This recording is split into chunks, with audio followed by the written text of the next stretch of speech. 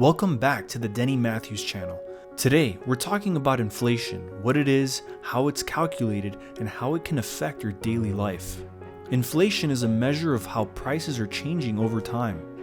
In Canada, the inflation rate is measured by the Consumer Price Index, which measures changes in the price of a typical basket of goods, including food, shelter, furnishings, clothing, transportation, health, and personal care products, as well as recreation and alcohol.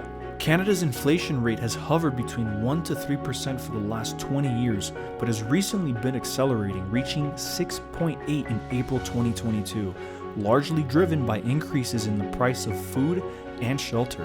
Why is inflation increasing?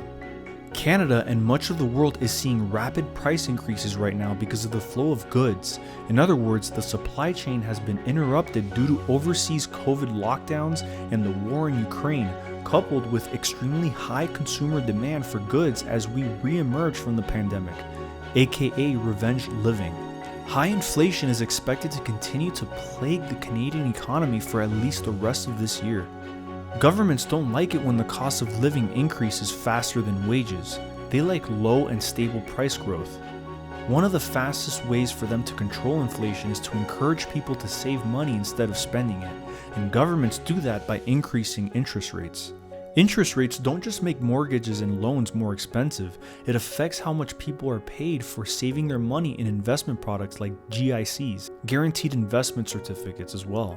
Case in point, my parents got a 5-year GIC last week at a 4% interest rate, way higher than the 1 to 2% banks have been offering for years.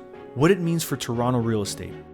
High inflation means we are spending more money to buy basics like gas and food, which means we all have less disposable income. Because household budgets are affected, some homebuyers will be nervous about taking on new or bigger mortgages and may delay buying their first home or upgrading to a bigger one.